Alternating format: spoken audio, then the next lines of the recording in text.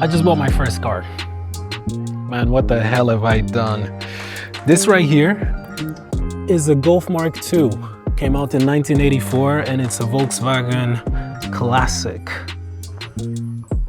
Now, you're probably wondering, why would I buy this thing?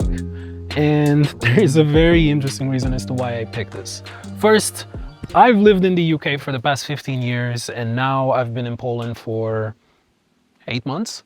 And I've never actually had a car because I never had a use for one. I lived in London, public transportation was great. So I barely drove when I was back in the UK. But obviously being in here with winter coming, I thought I want something like super dirt cheap that I can actually have as a car that is reliable, that runs, but also that I could work as a project car. Usually those two sentences don't go together, but I have a plan for this. Sam, why are you bullying me in my car, eh? I'm not bullying, I'm saying it's a fucking good car, man. No, you would be bullying my car the whole day. Eminem. I think it's amazing. Eminem, is that the name? Eminem like a rapper? I'm telling you, it's Emmy. Oh, Emmy. Or George. I think if I call it Eminem, I'm gonna get sued. I don't want to do that. No, not Eminem. M. Like the stickers. I would call it George. This color just needs to go. Nah, I think it's awesome. I think it's cool. But what color would you paint it with? I would like red. I would actually like to have it red because when I was a kid, my dad actually had this exact same car. That's the reason as to why I got it.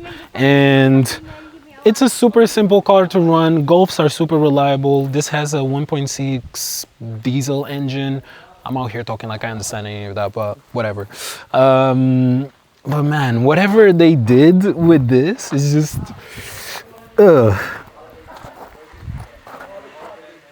This is basically like a Timo version of a Harley Quinn.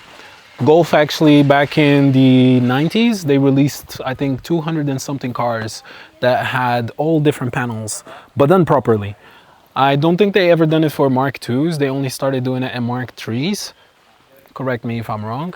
But yeah, the owner that we bought it from, like he was a really big golf fan. He had a bunch of cars and I think this was actually one of his first cars too. And he clearly just had fun with it. I mean, why would you plaster things like this on your car? All of these tiny little things in here, these are not blemishes. It's just like M&M stickers. Maybe he was doing that with his dad. Oh my days.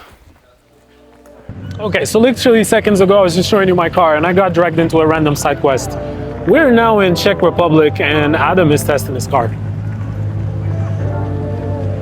You see, since I moved to Poland, stuff like this happens all the time. I'm just minding my business doing something, and then all of a sudden some random thing happens. But yeah, little intermission. We're only an hour away from Czech, so it's easier to come here. In a couple of hours, we'll be back in garage, and then I will continue to tell you what I was talking about with my car.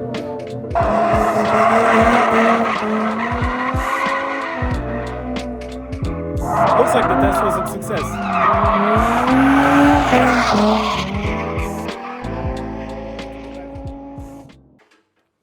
Okay, so what was meant to be a quick detour was actually 6 hours, and now we're back to Poland. Let me finish telling you what I was talking to you about.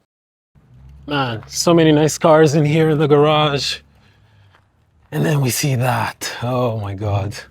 This looks so funny. But maybe enough talking. Let's take it for a quick spin just so you guys can see how it looks inside and how it drives. So we're about to leave the garage now. Marek and I are going to go to the shop to edit some stuff. There he is. Ja, das ist optimal, ja. Schweine. I'm going to be getting these jokes now and it's not going to be stopping anytime soon. All right, strap up. Well, you're lucky Yes. this car is not Austrian but German. So?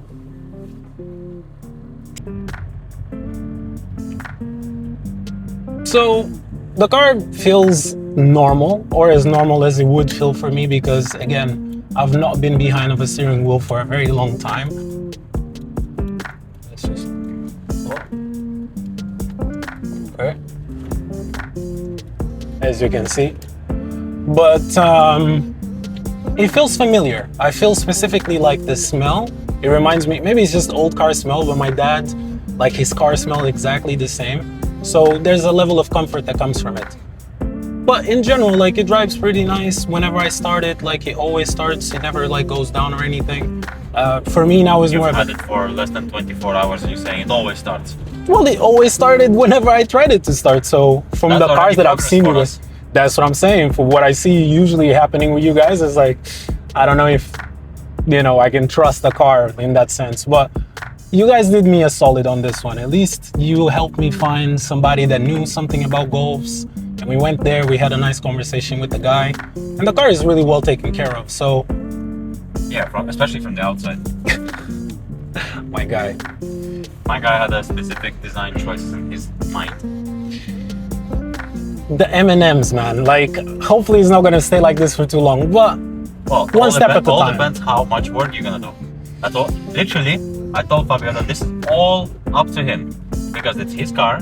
Now he's a big boy. He has to do his own decisions, his own work. No one will plan anything for him. And I told him that if you're in third gear again, or this shifter, yeah, is it, just look at it. I told him that it's all up to him now. So if he will do the job of preparing the car and all that stuff, and speak to the, let's say, Andrew to, you know, vacate the painting room, we can do it even next week. Just needs to put in the work. So if he's not gonna paint it for the next year, that's all his fault. It's no one else's fault. My days. All right, so calling me out on it. I will Second do it. year, by the way.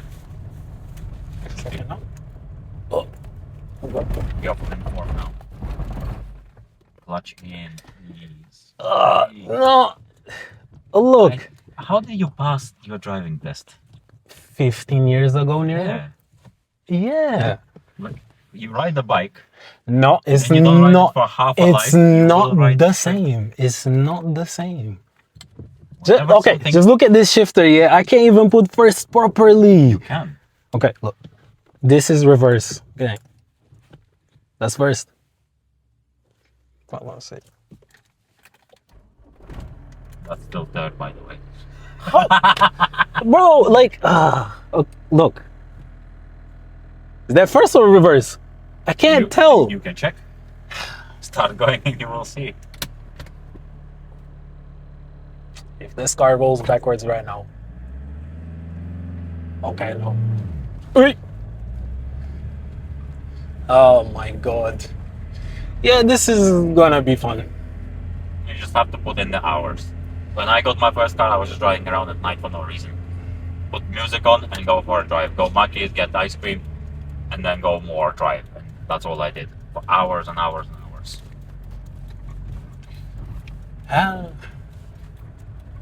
Alright.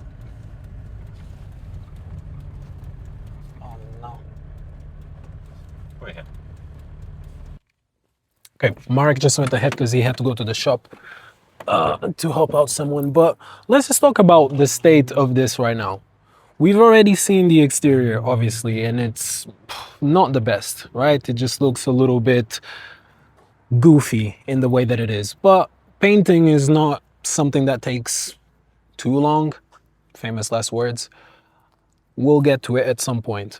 What I actually want to do first is just make sure that everything on the interior, at least, or some more of the more important parts, are already sorted. Maybe let's start with a clean, because like, what the hell is this? I don't know. Obviously the car is very dirty because it was just like standing for a very long time. And yes, this shifter, yeah, look, it's not held in place properly.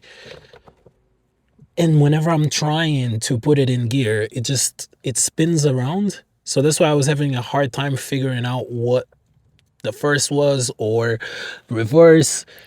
So for me, naturally, as somebody who hasn't driven in a very long time, it doesn't help that I'm driving something that feels very old.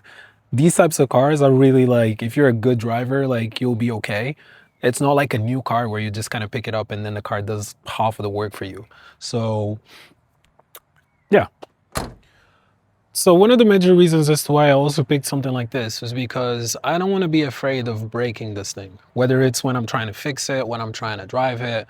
Like, I feel like if you start with something that is too precious for you, you're going to feel uncomfortable and you won't want to touch it just because it's going to feel like if you do anything wrong on it, it's going to be a big deal. If I crash this thing tomorrow, obviously that's not my intention. But if something happens, look, it's an old car. I could just put it to scrap. Like, we could figure something out. And even if I'm trying to work on this and I feel like, okay, maybe I'm just not enjoying it as much, I can always just sell it and maybe, I don't know, make a little bit less of what I just paid for it, which wasn't much. So I think the main point of this is that you should always just at least give it a go, just to see if it's something that you actually enjoy and something that you want to do. Because for me, after being in here for 8 months and consistently being in the garage with the boys, traveling around and seeing all of these fancy builds and cars, I think it's important also to just have something that is realistic for you. So you don't want to start with something super crazy. You also don't want to start with something that is just like, okay, you completely have no affinity towards it. So that's why I didn't choose a regular car that would be just straight, normal looking and reliable, because I could have picked something like that that probably would have even been easier to drive. I think that having something that you have a connection with makes it more fun. You know, it makes me actually think about how I would like it to look in the end. And there's a lot of changes that could reasonably be done quicker to make the car straight away look better. Like one of the things that we have at the moment in this car, like the wheel profile is just not great. Look at that. It looks like a bicycle wheel on a car. Sorry, I meant tires. So the tire profile, I can change the tires. We can get something new.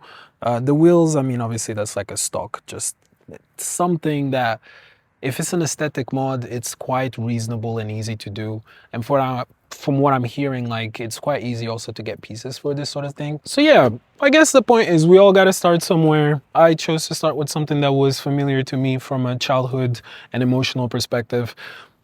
Will I enjoy it? I don't know. Let's see. I'm looking forward to actually start working on those bits and pieces that I was telling you guys about. And the first big change that I'm going to do is changing that shifter. So we ordered the parts for it. So it's going to be fun to see me working on a car when I have no idea. I don't understand none of these things. So you got to start somewhere, and that's how you learn. But yeah, guys, this little ugly duckling is gonna need some love. I'm excited just for the journey and trying to figure out how to do these things myself. If you guys wanna stay up to date with the project, obviously you can drop me a follow. I appreciate also any comments of advice or, you know, just tell me about your experience with your first car and how you felt.